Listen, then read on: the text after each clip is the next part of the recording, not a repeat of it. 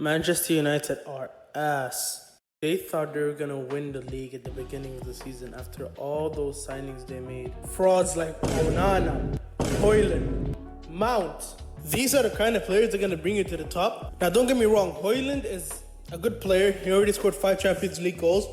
But what is he doing in the Premier League? He's played 12 games. 0 goals, 0 assists. Don't forget Anthony on the right wing, who's been stinking up the gap for all of the games he's played in. There's also the Jadon Sancho situation. Ten Hag looks like he actually lost the dressing room.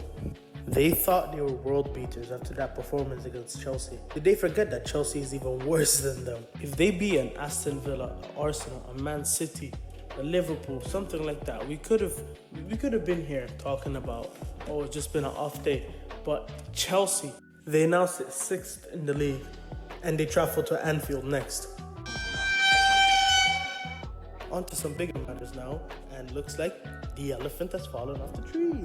All these Arsenal fans telling me how they're going to win the league, that they're 6 points clear of City, and that they're not going to mess up this time because they have experience. To be fair though, Arsenal put up a fight. 12 shots, 5 on target, and 61%. They put up a fight. If Aston Villa if either club was a little more clinical, this could have easily been a 2-2 draw, or maybe even an Arsenal win. Aston Villa beating Arsenal now closes the gap down to 1 point. Liverpool being top, of course, Arsenal being second, and Aston Villa being third.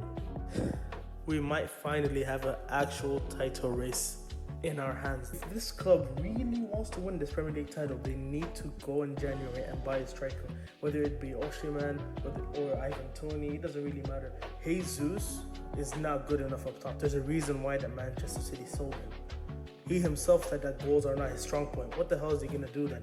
He's not like Bobby Firmino that can drop deep and play make, and then his 2 wingers come down and stuff like that. They need a striker. The amount of chances that Saka, Martinelli, Odegaard, and maybe even Rice sometimes, and Havertz make. A sensational win for Villa, of course. Takes them all the way up to only 2 points off the top, and they play Brentford next. But bro, can we talk about how Liverpool are top of this league? How they're top of the league is outrageous to me. Like, how'd you guys allow Liverpool to be top? They're not even good. In their last game against Crystal Palace, they lined up with a back 5 of Alisson, Trent, Van Dijk, Kwanzaa, and Tsimikas. Kwanzaa and Tsimikas are not even regular starters, and they're still winning games. They have Szoboszlai, that is a beautiful player, Gravenberch, who could carry the ball up, McAllister, who is an 8 playing in the 6, and a 30-year-old Endo that does not know the system. Their front 3 is lethal. They have 5 attackers that can each get you 10 or more goals in the league. And you know what the crazy thing is? They've done all of their hard away fixtures already. They played Chelsea away, Man City away, Newcastle away, Wolves away, Crystal Palace away, Tottenham away. The only 2 away games that are left for them are away at the Emirates and Old Trafford. In my opinion, Arsenal have the better squad than Liverpool. The only difference is Liverpool have players that are outrageous. Alisson, Van Dijk, Mo Salah, Trent Alexander-Arnold, all of them are crazy. But bro, Newcastle are washed.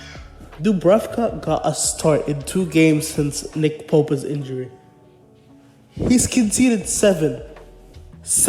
We're talking Manchester United numbers. These guys rocked up at Goodison, held 3, then went to Spurs and held 4. Now, when Spurs went 1-0 up, I already knew the script. They go 1-0 up, they concede 2 goals and lose.